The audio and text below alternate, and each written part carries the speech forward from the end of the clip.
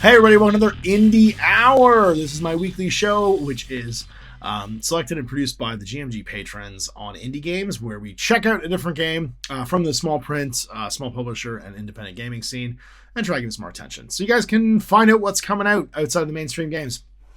Most of our social media, of course, being bombarded by big company games, and Hasbro and GW will pay for that advertising, but instead we do it for free here on GMG for the little guy to try and get them to be able to get a little bit more attention. And this week, the game picked by the patrons is Aftermath by Spectre Miniatures, with some help and artistic conjunction with Blackside Studios. You'll see that when you get to the credits. Our boy Ben from Blackside doing a lot of the layout and then providing terrain and stuff too. So a cool collab, published under the Spectre imprint, and is in the form and sort of like, style of some of your sort of probably favorite apocalyptic media, that isn't like the Fallout style retrofuturistic apocalypse. This is the Roadside Picnic, STALKER, Metro 2033, Southern Reach, which is a book series that was turned into the movie Annihilation, that kind of media. And Spectre, of course, is a moderns game design firm that sort of like specialize in kind of near future, present day military operations, in like, the Jack Ryan kind of stuff, where it's not in the real world and it's more sort of like about the mechanical ways that we fight war today in a modern setting. So what I've done is the patrons had me grab this thing right here, which is the Aftermath starter set. And this gives you, there's a physical or digital. So the price you're seeing here is in Canadian, obviously, because I'm in Canada. So I'm guessing that's like $75 US probably. And you can get it physically for 89 Canadian. Digital is 85, I believe. So you get a little bit of break if you buy it digitally and print it yourself. You get a PDF copy of the rulebook. You can see here, and then you also get, as part of the digital download, two different teams. You get a Bravo Team Extraction Squad and a Alpha Team Extraction Squad. I really like these, mostly because they're so different from the typical Spectre Miniatures. A lot of Spectre Miniatures are very clean. When you look at them, you've got like, kind of a modern day aesthetic to them. There's, like a ton of great models, but they're very like, I don't want to say the samey, but if you look at like even their like Survivor Task Force guys, they're very like uniform, I guess is the word I would use. So like if you go to the Aftermath kill team and you see these guys, right, they look kind of like the Combine bad guys from Half-Life 2, right, where they're all in like kind of their hazmat uniforms. And then we've got a separate one here. This is their Aftermath kill team, just different heads. And they might even be the same heads, just painted differently. Actually, I think that's the same team. Yeah, it is. Same models, just a slightly different paint job. You can see how you can do these differently in this like survival gear. Whereas I really like these ones from the starter set because they're all different, right? You've got this more like old school survivor gear on them. If you look at the painted ones here on the website, they've got, again, that right-hand gas mask is very Combine from Half-Life 2, actually. But they've got older style weapons. You can see the kit's kind of cobbled together. They're in like rain boots and stuff. This is very much more the STALKER Roadside Picnic kind of look for the Survivor teams. And obviously they're both available as printed. So like you can print, you saw the ones from previous. But they've also got these guys right here, which I really like, and they're printable. And that's what I've downloaded basically, is that starter set. The rulebook itself, which we can dive into here in a second, is a grand total of only 55 pages. And it's a full campaign style game. Like it's a small unit campaign style game, of course, being kind of the patrons and my preferred way of playing miniature games. And what you're going to get here is a full color rulebook. Again, it's laid out by Ben. So if you've seen, any of his stuff from Blackside, this will give you an idea what we're looking at here. Editing's by Jessica Lloyd May. I'll give credit for these. Stephen May's done the miniature sculpting and painting, and also photography. And the train's done by Blackside, Urban Scatter, and Spectre Miniatures. So they've farmed out all the production for the photography shots and stuff. And the internal art's by Ben and Stephen May. Ben's becoming a really accomplished artist, actually. So you can see it's not a long rule book, and I love this for this kind of game, right? It's very to the point, and it's exactly like it's humans against humans. There'll be some other stuff that you might have to fight inside the zone. And there'll be like anomalies and stuff too. But for the most part, this is a lot like Roadside Picnic, where like the dangers are environmental, and then you have other people, as the bad guys, which is, but if you've ever heard me talk about before my theory about apocalypse stuff, it's usually that the bad guy, the apocalyptic thing, the disaster of like a zombie outbreak or whatever, makes those stories more like a towering inferno or a volcano kind of story, where they're like a force majeure, they're like an elemental factor. And the plot story, the bad guys in the plot are typically us. Like, it's how do we respond to a terrible event? So that kind of makes sense for a game like this. So here's our MacGuffin, our story. When the exotic energy warhead detonated over Eastern Europe, it was meant to be the weapon that ended wars without bloodshed. A clean strike against infrastructure, leaving armies intact but powerless, so kind of like an EMP weapon. Instead, it tore a hole in reality. Whoopsie, it's a real Black Mesa out there. Leaving armies intact, the blast fused soil, concrete, steel, and even air into unstable pockets of exotic matter. Scientists call them cascade elements. And to those who risk their lives hunting them, they're simply the prize. So if you've read Roadside Picnic, it's like they would find like a coin that had like fur growing on it. And this was one of these like weird artifacts from inside the zone. And if you had the coin, like it might like make you heal really fast. Like basically the trash left behind by an alien visitation in that one is the stuff that you're trying to find. In this one, it's more of like the Mist Arrowhead project, right? Where some kind of energy is like fused matter together in like weird ways. Governments claim the area is sealed. Patrols from a multinational alliance guard the perimeter, forbidding all but the most controlled research efforts. But the truth is different. Where there is value, there is demand, and cascade elements are worth more than gold. They can power machines without fuel, withstand temperatures that would melt steel, or twist electromagnetic fields in ways no laboratory can replicate. Nations, corporations, and cartels all want them, but none can officially send soldiers into the zone, so a shadow industry thrives. They're called extraction teams, bands of contractors, mercenaries, scientists, and scavengers who slip past the cordon to hunt for cascade elements. Some are well-funded, equipped, and with cutting-edge gear and military training. Others are just desperate survivors with little more than a rifle, a map, and a dream of one lucky haul. In the zone, ambition and greed walk hand in hand with fear and death. Every mission's a gamble. Every incursion takes you deeper into the unknown. The further you push toward the heart of the cascades, and the greater the rewards and the risks. So basically, it's a lot like Annihilation, where you get closer to the lighthouse, right? And the closer you get to the lighthouse, the weirder shit gets. Rivals stalk you, the environment itself resists you, and fatigue gnaws at every step. Survival is never guaranteed. This is the world of Aftermath, a place of ruin and wonder where men and women risk everything for a chance at fortune, glory, or simple survival. The zone does not forgive mistakes. It only offers one truth. What you bring back may change the world. What you leave behind may be your life. That's a good tagline. Lots of great, you can see they've done like a lot of like historical editing here on like stock photo. Ben has gotten so good at laying out rulebooks, man. It's really impressive. Like they all have a style, and this very much feels like I'm betting he went and did a bunch of like 1960s, 70s Soviet era like textbook reading, and got like a vibe. Did like a vibe check with like Eastern European stuff from like the 60s and 70s, and this is what he pulled together, because that's very much what this looks like. This like brutalist sort of style layout here, which I really like. All right, the game. It's a D100 game. Designed to be played between 2 or more players, and is a highly narrative game that works well with a GM. If you don't have a GM, we encourage players to play the game in a casual way, with the aim of telling a story, interpret and invent roles whenever you feel it's necessary. The game is intended to be immersive and fun, not a balanced competitive tournament style game. Hey, thanks for getting that out of the way. More games, please do this. And it's not an evasive thing. It's not a dodge for the rules designer. It's just, what is your intent? Because from then on, you just arm people playing the game to be like, hey man, this isn't about winning and losing. This is not, like, the intent of this game is just to have a good time. Like, what do you think would happen? And if you don't know how to do 100 yet, just go get a simple one. Get one that's a tens die and one that's a numeral die. Everything's measured in inches, and then your stats. You got 4 of them: mobility, ballistic skill, close combat skill, and awareness.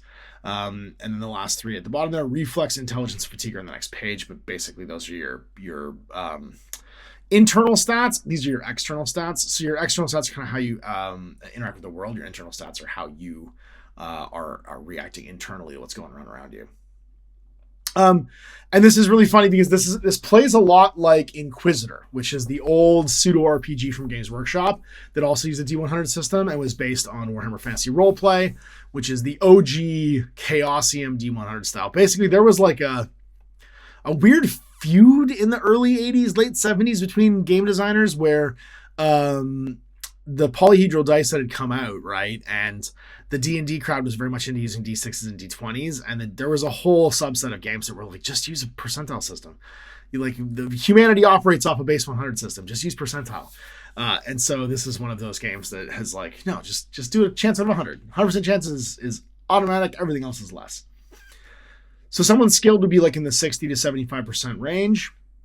A leader enhanced characters that are like augmented through the Cascade material could be up to 80. And then a sum of all stats in a profile should not exceed 275 by default. This allows a variety of build types while maintaining balance.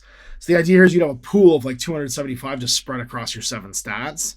And that gives you, I guess, because like 7 times 9, so 270. Yeah, you've got the ability to have like a fairly decent skill range. Floating between 60 and 70 and then pushing a little bit higher in some places. So yeah, mobility, movement speed, and number of actions per turn. It affects your encumbrance and fatigue. I believe in this one's a lot like Inquisitor, where you're dividing by 10 to see how many inches you move per turn. So your movement stats like 60, you move 6 inches a turn. Ballistic skill, accuracy with ranged firearms, and then of course your close combat skill. Awareness is like you're looking around stuff. So how do you detect enemies, spot hidden hazards, hidden objects, or identify hazards? So like, can you find things? And then we're on the rest of the internal stats, which is reflex. Kind of your dexterity determines how quickly you go as well. So it's your initiative. Intelligence, so how you solve problems. And then fatigue, a negative stat. Every 5 points confers a -5 to all tests, increased by injury, suppression, hunger, or exposure. So you basically build fatigue up to 100 over the course of the game.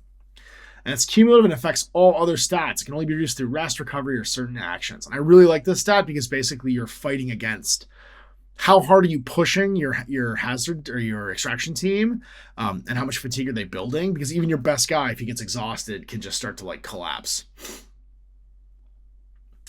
And then you got your archetype templates. So just like a quick build thing. If you want to just like have your stats divided, you've noticed I think they all add up to 275.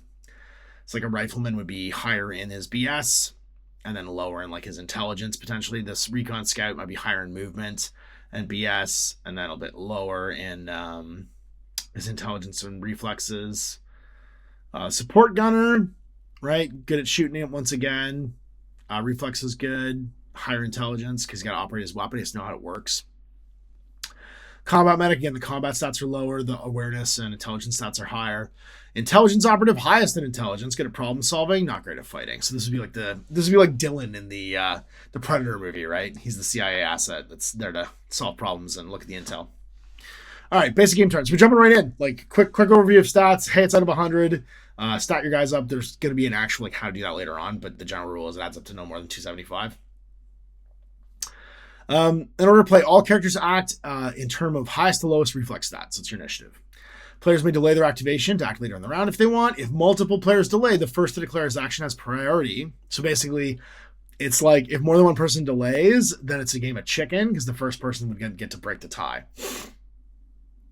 And turn ends when all characters have acted or passed. Actions per turn. So you're dividing by 10 basically. So it's your mobility divided by 10 is how many things you can do. For every 10 full points of mobility, a character can take 1 action. So for example, mobility 62 is 6 actions, 59 is 5 actions. So you kind of always want your mobility to be a round number. You know what I mean? Like, unless you think you're going to be able to level it up really quickly.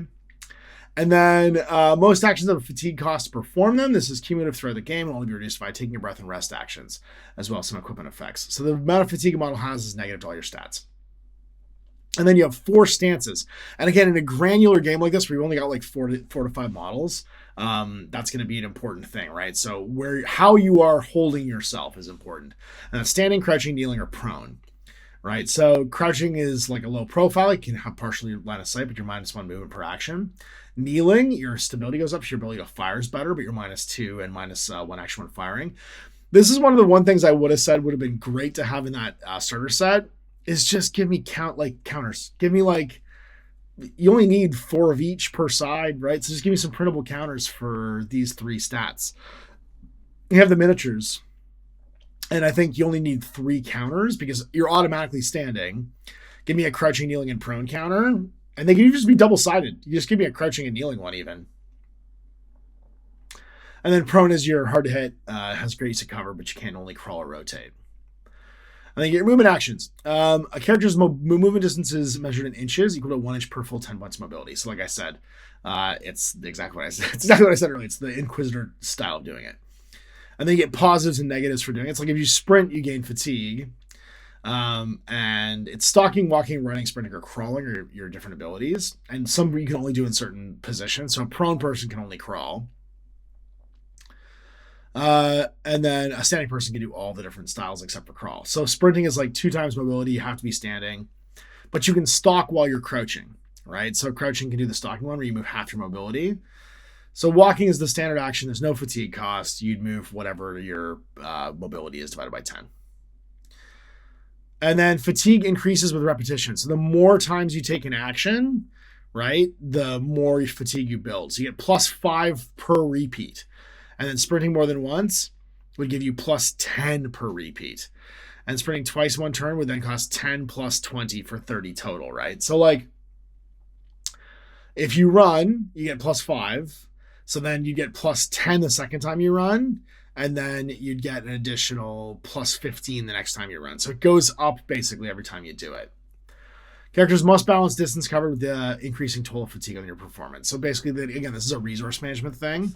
And then you need to take a breath and do actions to reduce your fatigue, and that's through your fatigue management actions. So take a breath is an action. Rest, however, is all your actions and no other actions can be taken that turn. And you go back to a starting value of 0. But you have to rest basically as all your actions. You can't like leave your last action and then rest. It's take a breath for one action to go down by 5. But if you just take your whole turn and rest, then you just take your fatigue down. And then you get some tactical actions, brace a weapon, right? To improve your chance of hitting. So like if you have negative effects for like firing a rapid fire weapon or something, they go away. And it stays until you move. Check your wounds. Roll a D100. If you're less than your intelligence, regain a lost action due to injury. And you also reduce your fatigue by 2 and checks your status. So it's like a part of a rest, basically. And it sounds like reducing your fatigue by 2 doesn't really mean that much until you realize like that actually takes you down a penalty level. You know what I mean? Because as soon as it's not a full 5, you're not taking a penalty from it. So it doesn't get you as far, like it makes sense when you think about it as it reduces the penalty but doesn't take the fatigue fully away, right? So you need to take a breath to do that next time. But the next time you take a breath, you drop by 2. Then stabilize. If someone's bleeding out, you can help them with like a bandage or a trauma kit. And then search and interact is like look through stuff. And these are all have different stats associated with testing on them. And then you get reactions. These are limited but critical responses you can make outside your normal turn. A model must not be suppressed or fatigued beyond 75% to their mobility to react. So this is like when someone else does something to you. So you can overwatch. You can declare during the model's activation, and this is fire on any enemy who moves in the line of sight before your next activation. You have to set that to do it. And then engagement actions. So you can throw things, aim, reload, engage a target and shoot, right? When you shoot at somebody, and they have different firing modes with your weapons, and your weapons will know which ones they can do. So like single fire, burst fire, full auto. And then ammo tracking. Use ammo tokens to track usage. Again, I wish they'd provided me with an ammo token. So a burst token, place to show burst fires used, and then flip to empty when used again. So if you do, basically, you're not tracking bullet by bullet. It's how did I fire my gun, right? So if I'm using burst fire, the idea is that part of my magazine is now empty. So I put my magazine down. The next time I burst fire, I flip my magazine to empty, and now I have to do a reload. So it's not tracking every bullet, but it is showing the fact that like in a granular system like this, where you're doing micro actions every turn, there will come a point when you fire a weapon too much that you have to take a minute and reload it. And then once tokens are spent, the model must reload or switch to another weapon. And you can see there's single fire, burst fire, and full auto will have all different things, like an accuracy modifier and how many actions it costs. So burst fire, right? It's 3 rounds, use a burst token, and you flip to empty on the second use. You're -5 to hit. It costs you 1 action, and it's a short burst of fire aimed to increase lethality. And the special rule is the shooter can reroll a failed roll to hit once when using burst fire. So basically, when you roll at D100, if you don't roll under your firearms, you get to reroll it because you're just expending more rounds trying to hit the target. Some nice of the minis there. And then shooting procedure. It's pretty standard stuff. Check line of sight and target exposure. So how exposed are they? There's any penalties to hit them. Measure the range and determine the weapon band, because every weapon will have different operating bands, right, that they're better or worse at. Apply your modifiers, and then roll a D100 to hit. And if you get under your modified ballistic skill, then hits. Otherwise, it may miss or cause suppression, depending upon the weapon you're using. So some weapons are designed to suppress. All right, this is straight out of Inquisitor. Hit locations: left leg, left arm, right arm, and torso. And you can have different armor values on these too, depending on what kind of like kit you're wearing. Reroll if the target zone is protected by cover. So if like you're if you hit in the leg when you are behind a wall or something like that, then you would actually reroll until it hit like the right arm, left arm, torso, or head. And then penetration check, see if they get through the armor. If the target's wearing body armor, roll to see if it goes through. If it's penetrating, if it's greater than the armor rating, proceed with a full lethality. So like you have basically like no roll required if the penetrating effect is greater than the armor. If it's equal or less, then subtract the rating and then roll, right? So like it basically, if it negates your armor because its penetrating value is that great, it's just automatic, no need to roll. If it doesn't, then you just reduce your armor chance of doing it and stopping the round. And then lethality and injury effects. Roll D100. If it's less than your lethality, after armor, it's a lethal hit and you're just killed. If it's within 10, you're incapacitated.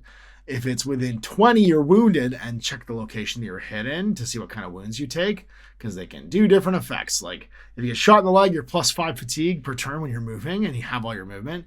Can't use two-handed weapons, you're -10 to your ballistic skill. Torso, +10 fatigue for actions, you're bleeding out, and -10 to all actions. And the head, +50 fatigue for the remainder of the turn because you're like concussed, and then +10 fatigue per turn. And you can be incapacitated or bleed out. So again, this is a real lethal game. You are not Space Marines. You are human beings being hit by firearms, and there's only 4 of you. So run and hide, because getting hit with a firearm sucks and you will die. Like I said, Spectre tends to focus on like the more realistic side of wargaming, where it's like, no, that guy got shot, he's gonna die. And then we got some suppression rolls, morale rolls. It's basically the reflex stat gets going to operation here. So if you're fired upon hit or miss, the target's within 3 of a friendly model, it's being wounded or killed. So like if you watch somebody die, targets the blast radius of an explosion, you might have it happen. So you roll D100 versus your awareness plus your reflex, and divided by 2 minus your fatigue. So divided by 2 minus fatigue. And then you get modifiers of if you're in cover, if you're crouched, if you're already suppressed.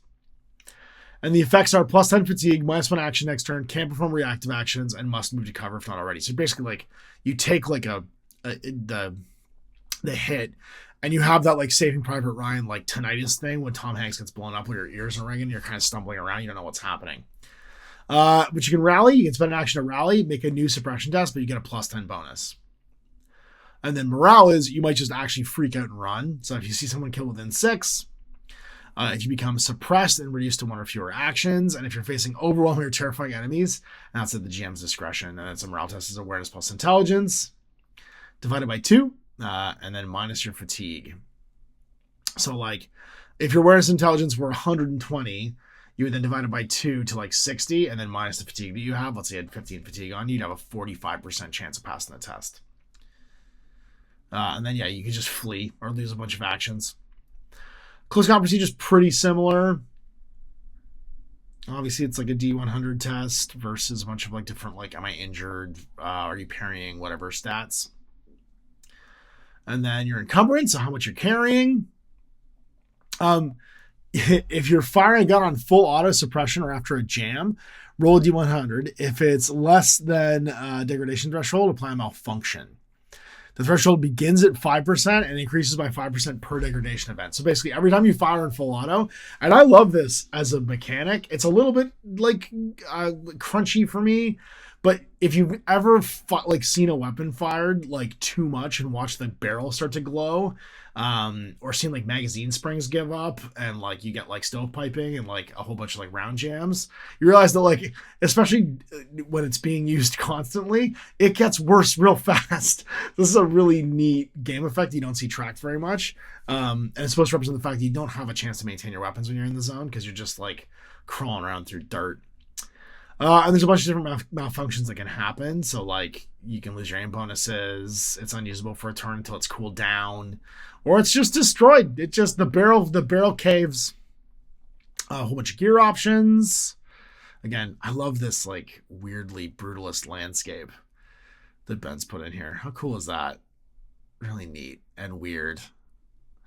And again, so we've got some, you know, common weapons of the people that would sneak into STALKER, you know, like areas, or, you know, the former Soviet Union. So it's a lot of AKs, 47s and 74s, the 74U, the 12, the SVD, but then also some NATO weapons, the M4A1, the SOCOM, G3s, right? Glocks, Makarovs, and MP5s for like light handhelds, a PPSH, an M4 shotgun, and a SPAS 12. PKM, basically the full gamut of Counter-Strike weapons, or a Mosin.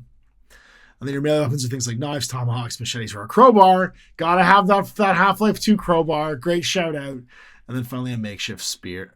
And we got lots of great that's a really nice piece of terrain right there. It would be really easy to make. Those little boxes Ben's made where the moss is growing on top of them, because those are quick build emplacements, right? It's basically a mesh you fill with dirt.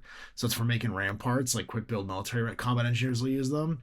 But then they quickly grow like moss and dirt on top of them because they're just dirt inside. And they look like planters. I love that. It's a cool piece of terrain. I would love to print some of those out. Anyway. And then weird special weapons like a flamethrower, grenade launchers, grenades, and the rules for scattering with grenades. Explosion rules for how that works, how you injure people with explosion or the suppression on them. And then gear, bandages, med kits, combat trauma kits, painkillers, and adrenaline shots. Gotta be able to get that pump full of painkillers. Anti-rad and hazard gear, like hazmat suits. And then you can see here now we've got our body armor. So like a Kevlar vest, armor value 3, it's coverage of your torso, so you get hit in the torso, a plate carrier, different like levels.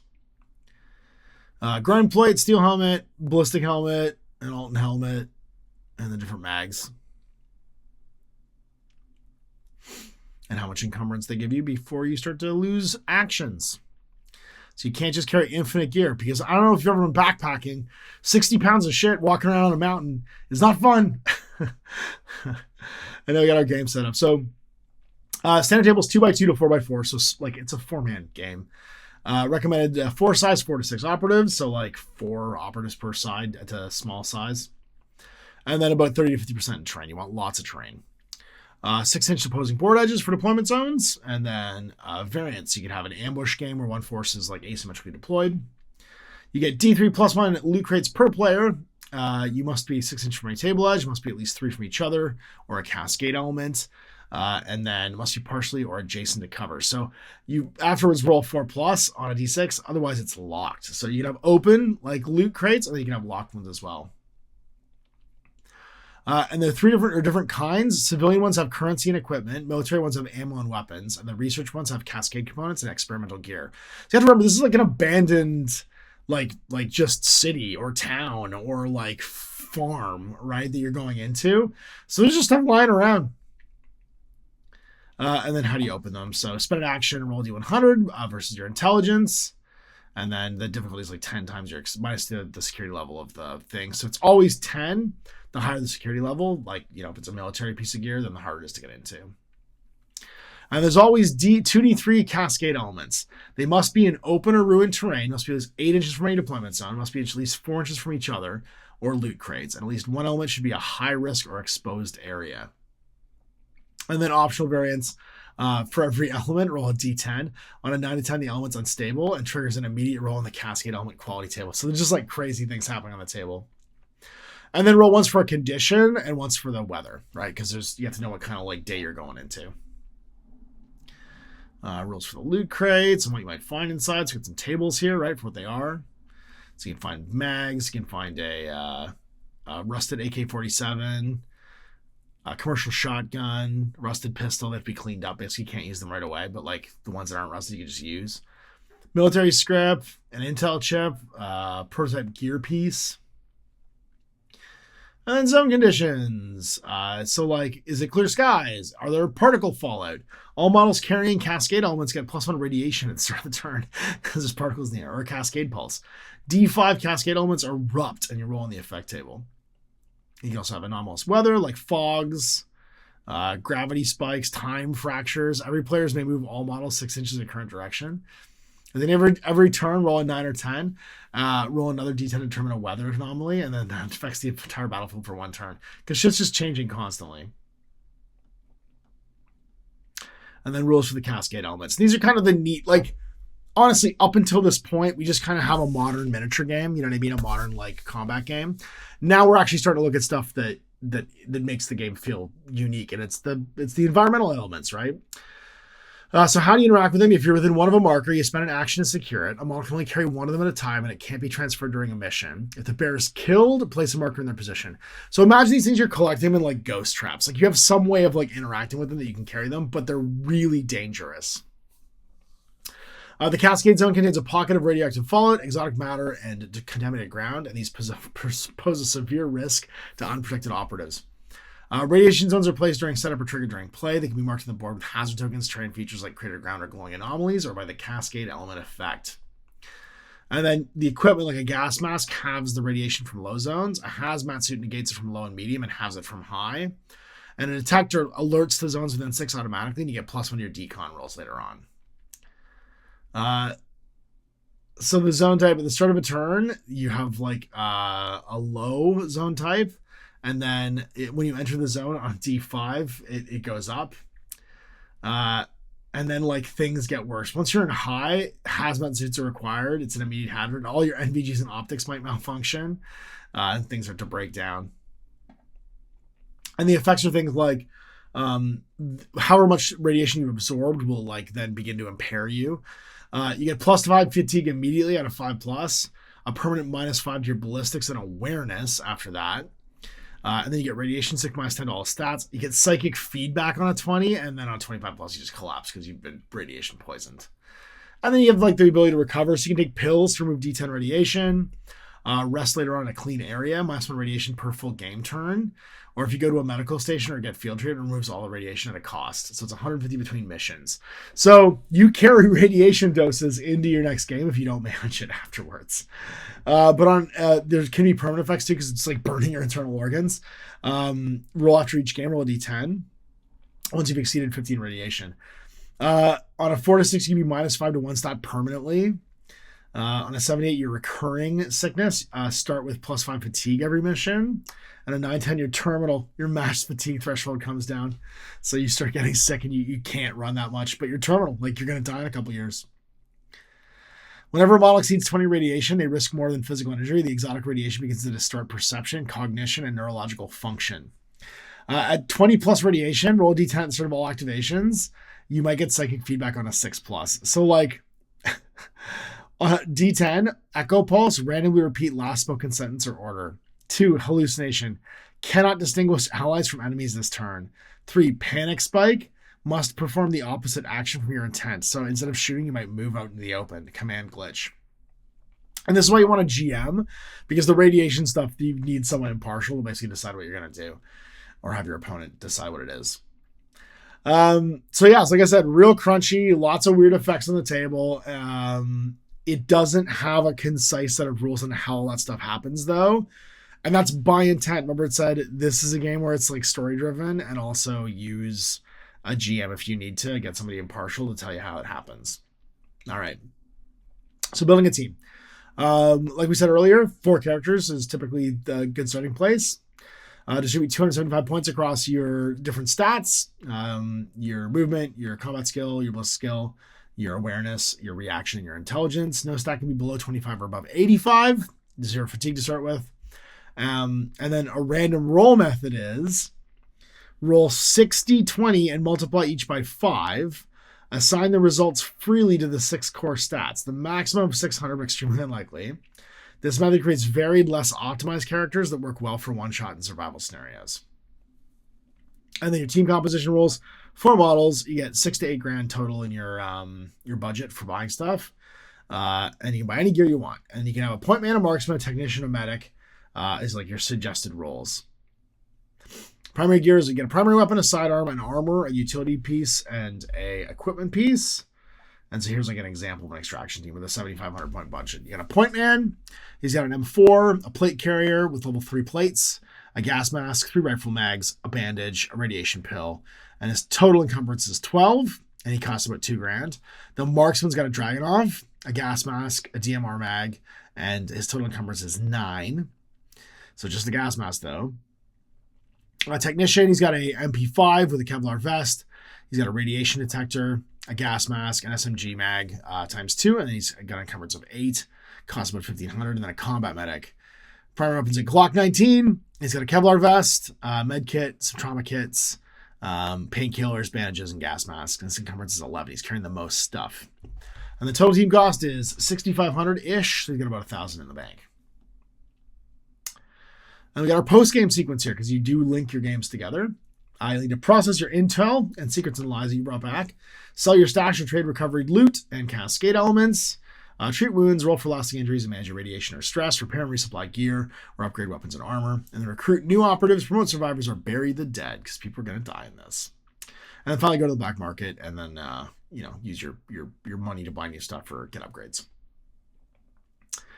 All right, so trade locations. After each game, you can sell any goods you found. When visiting a marketplace, a team may also get a cascade element appraised and sell it for the appraisal value. So whatever you brought back, if you brought one back, you can roll a d10 and see what it is. If it's a gravitic kernel, it can replace heavy fusion components or unlock special gear. You can sell it for $350.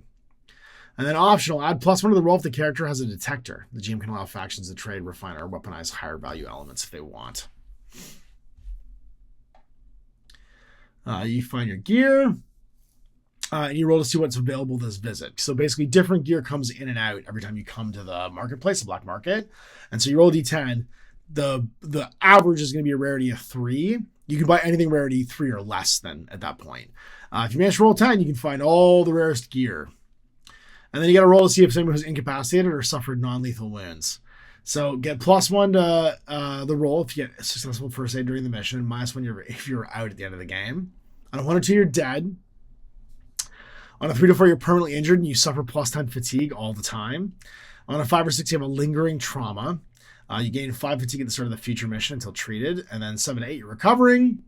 You miss the next game unless you spend 150. And on a 9 or 10, you're fine. No penalty. You may participate in the next mission. So very often in this game, if you get wiped out, you will start the game with either beat up people or nobody. If you can't roll, they might just miss the next game. And then recruitment mechanics. So you got to see who's available to hire because you never know. And they'll give you a new stat range total. So basically what you're getting is the pool you can spend on making your guy, and you roll a d10 for it. So if you get a 7 or 8, right, you find someone who's in the normal range, 250 to 275. They're like former military. But if you roll like a 1 or a 2, you're finding a kid. You know what I mean? They're at like 180 to 210. Untrained, cheap, and can have flaws. And you get an example stat template for the guys that you find. And that's it. So, like I said, this is a real simple 55-page rulebook. They might expand it in the future with weird stuff, but this is the core mechanics of the game. And, you can go buy stuff from the loot table because it also doubles as the black market. I think it has rarity stats on it as well for finding things. There's the rarity in the description of them. Maybe it was. The rarity's in the equipment description. So like rarity 5 would be something like a plate carrier level 4, right? That's an expensive piece of gear. Grenades are probably relatively rare too. Or a flamethrower. Yeah, a flamethrower is going to be relatively rare. It's a rarity of 4. Yeah, grenades are rarity 2. Actually, they're more common. Those are all pretty common. You can't find a katana, I guess, in the melee weapons. That would be pretty rare. What about the RPM? Rarity 4. Yeah, I don't think there's any rarity 5 guns that I'm seeing here. No, those are all 2. I mean, they'd be the most common thing getting smuggled in, really. But yeah, the AK-12 And the SVD are pretty rare. They're 4 as well. Yeah, the only rarity 5 thing I see is the plate carrier. Unless maybe it's the drugs. Maybe it's the upgrades. They're rarity 5. No, ammo's the same. It's just that plate carrier, I think, is rarity 5. That's it. Well, there we go. Aftermath, the game of Go in the Zone. With some nice 3D printable assets and a good looking starter set. So I'm going to print these guys up. That's my plan. Get this 2 factions that are available from Spectre all painted up and paint up all the objectives and markers and stuff too. I have tons of appropriate terrain. Like, I don't need anything else to play this game because obviously we played tons of Zona Alpha, tons of This Is Not a Task. Like, I have so much stuff for post-apocalyptic or like Stalker style games. We did like a whole Annihilation campaign, Drowned Earth. Like, I got plenty of stuff. I got stuff. And yeah, we'll get this on the table as quick as we can. So thanks for watching. We'll see you for more Indie Hour. And if you want to watch this live, we do have before and after chat, a little bit of additional content where the patrons and I hang out, probably about a half hour of extra stuff. And it's every single week. So if you're watching this on YouTube and you're not a GMG patron, this episode was recorded the week before. And yeah, we're probably recording one live on a Wednesday as you guys are watching this. So you can join the GMG patron. That's how you nominate games to get checked out.